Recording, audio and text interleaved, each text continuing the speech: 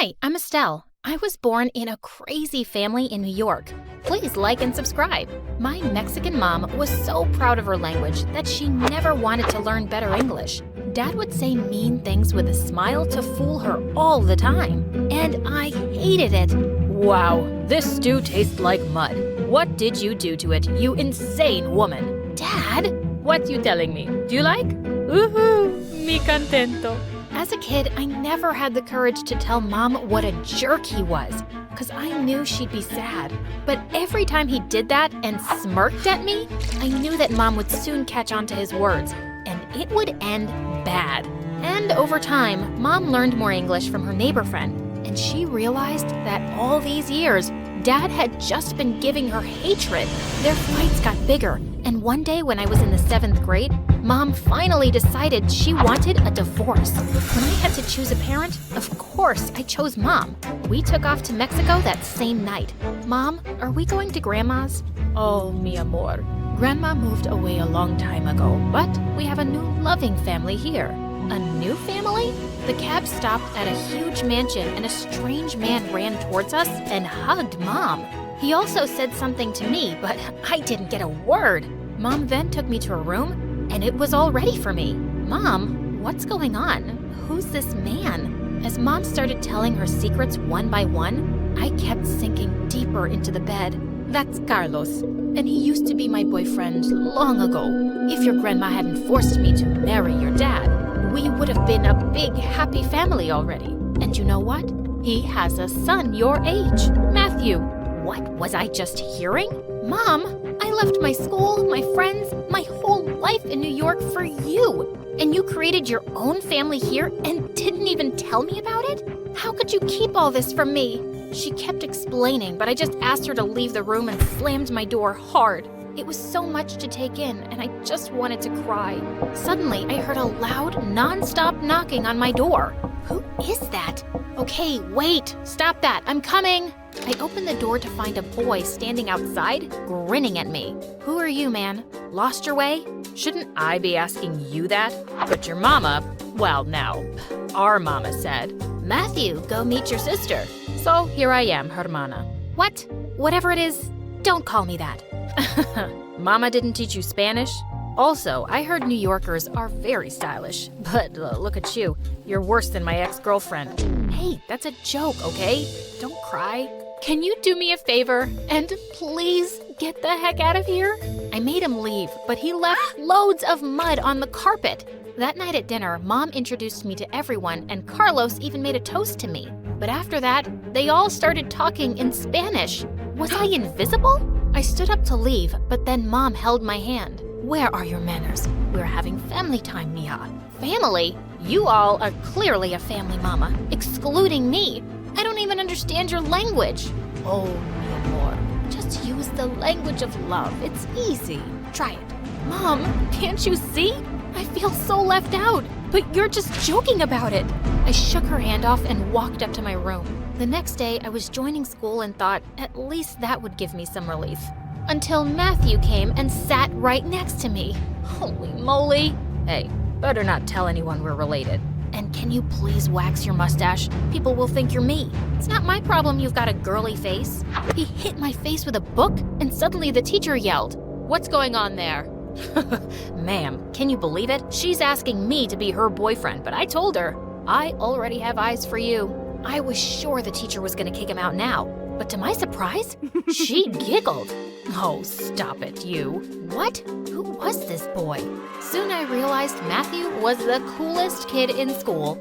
All the girls and even the teachers adored him for his crazy jokes. But not me. I hated him even more because he spoke in Spanish with Mom every time I was around.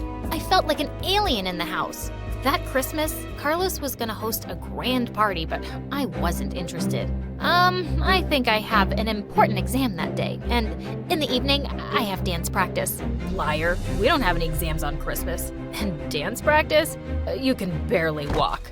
Ugh, I was gonna kill him. Seeing Mom and Carlos's faces, I could tell they wanted me to attend, so I reluctantly said yes.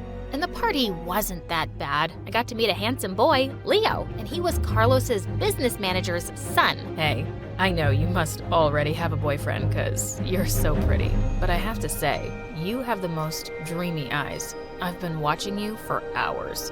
OMG, that made me blush. Thanks. Actually, I don't have a boyfriend yet. We exchanged numbers and started hanging out. He seemed really cool. But one day when Leo and I were having lunch in the school cafeteria, Matthew appeared out of the blue and pulled me aside. Have you gone mad? Why are you sitting with that jerk? He's not a jerk. He's my friend. Maybe future boyfriend. And why do you care anyway?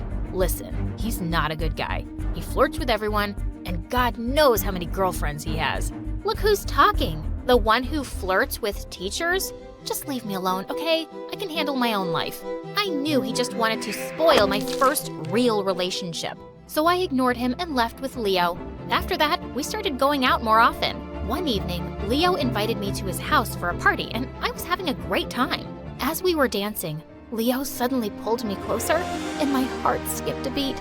Oh, Hermosa, thank God you flew all the way from New York just for me. He held my face, and we kissed. Suddenly, someone kicked Leo hard, and he went flying into a wall. Matthew, what are you doing here?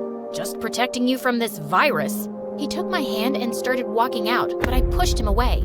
You crazy idiot! You're the virus that's destroying my life. Why can't you just let me breathe? Breathe all you want, but see this first. He took out his phone and showed me Leo's Instagram page. It had a video of me and him kissing under the caption, 100th kiss from a New York chick. The page had videos of him kissing 99 other girls too. It looked like one of Leo's friends here had been making our video and was broadcasting it live for him. I jumped on Leo and scratched his face. Ah! The New York chick has gone crazy like her mad brother. Someone save me. Shut your dirty mouth. I trusted you, you mud mind. And I started pulling his hair like crazy. Matthew gave him a nice punch and then took me home. I felt really embarrassed for not listening to Matthew before. He'd only been looking out for me. So the next day at school, I sat next to him. Not so worried about this life-destroying virus now? Yeah, I realized it's better to have him as a friend than an enemy. I thanked him for the night before, and he just laughed and hit my face with a book again. As days passed, we became good friends. I also decided to talk to Carlos and Mom and apologize for being so neglectful, but they surprised me instead. Princesa, we have some exciting news for you. See, mija, your 15th birthday is coming, and here in Mexico, we call it quinceañera. It's a grand family party. You'll love it, but why do you want to do this for me? You know, after I've been, well, not so nice. 'Cause we're family, estúpida. And you're no less than Matthew to me. I want to do this for my daughter.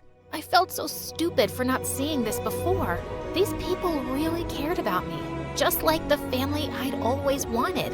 On the day of the party, I could already hear music and people laughing and talking as I got ready. I walked out all dressed in their traditional way, and everyone clapped for me. Just then Matthew barged into the room looking mad. Stop the party, Papa. This girl doesn't deserve any of this love and attention. What? Matthew, calm down. Estelle is your nothing. She's my nothing, Papa. What's gotten into you, man? I was horrified when I saw what he had in his hand. It was my diary. Oh my God, no. After all this effort we've been making for you, this is what you really think of us? You suck. Matthew, enough. What are you talking about? Oh, let me read it out loud, Papa. This place is hell on earth. I hate their food, their language, this house. Carlos is so loud and annoying. Why is he so desperate to be my dad? Probably because his own son is a loser with half a brain. They're both stupid and I deserve better.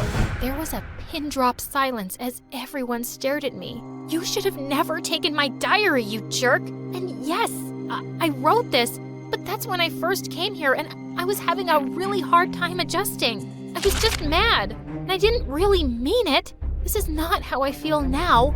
Carlos, Mom, I promise, I really like being part of this family. You're not part of this family, Estelle, and you never will be. And before I could stop myself, I said the stupidest thing ever. Oh, shut up, Matthew. You're not part of this family either, 'cause you're adopted. It was something Mom had told me once, and Matthew didn't know about it. Now he did, because I just blurted it out. Carlos turned white, and Mom looked raging mad. What a lame thing to say, Estelle. As if. Tell her, Papa. Papa? Why do you look like that? Oh, Matthew, I meant to tell you on your 16th birthday. I promise I was going to, son. Matthew looked stunned. Carlos walked over to him, but suddenly he just pushed him aside and ran out. Carlos went after him, while Mom turned to me. I raised you better than this, Estelle, but it seems you're more like your dad, hurting good people for no reason, hurting your family. I'm so disappointed in you. Party's over, everyone. As the guests started leaving, I ran to my room in tears. I felt terrible.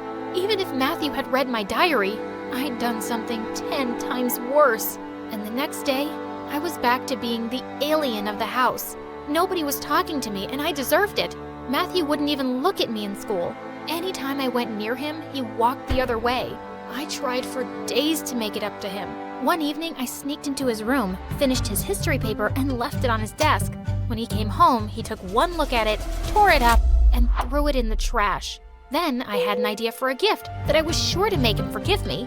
I used all my savings to get him a signed basketball from his favorite player. But when I looked into his room later, I was horrified to find him slashing it with a paper cutter. Oh my God, what are you doing? This was signed by— I don't care. I just want you to stop doing things for me and stay out of my face. How do I make you believe that I'm really sorry, Matthew? I'll say it in Spanish. Lo siento. Lo siento mucho. There's nothing you can ever say or do that will make things okay. Now please, get lost. It just looked like things were ruined between us for good. But one evening, I was walking a few blocks away from our house when I saw two boys wearing masks drag Matthew into an alley and start beating him up. I charged at them while screaming, and with the baseball bat I had, I hit one of the boys straight in the knee, while the other one ran away. As he fell down, I pulled his mask off. Leo, don't you dare touch my brother again, estúpida. I left him there crying on the ground and helped Matthew up. He leaned on me as we walked back home, and as soon as we entered, Mom and Carlos cried out. Oh my God, what happened? Papa, I'm fine, really, thanks to Estelle. But why were you going around with a baseball bat anyway? I've been following you everywhere for days, Matthew. Leo came up to me a week ago and said he would do something to make you pay for exposing him at his party. I knew you wouldn't really listen to me, so I had to do something. I couldn't let you get hurt. I've done a pretty good job of that myself. Suddenly, Carlos stepped forward and hugged me. Mi amor, you saved my son today, and I want to forget everything else. I know you didn't mean those things. And I'm okay about knowing about the adoption, Estelle. It came as a shock, but Dad and I have talked a lot about it since, and I'm fine. It doesn't really change anything. You don't always have to be related to be family. I understand that now, and I'm so happy Mom brought me to you guys. I'm sorry about everything. And Carlos, you're the dad every girl wants to have. I love you. Carlos had tears and hugged me. Mom did too. Don't forget me.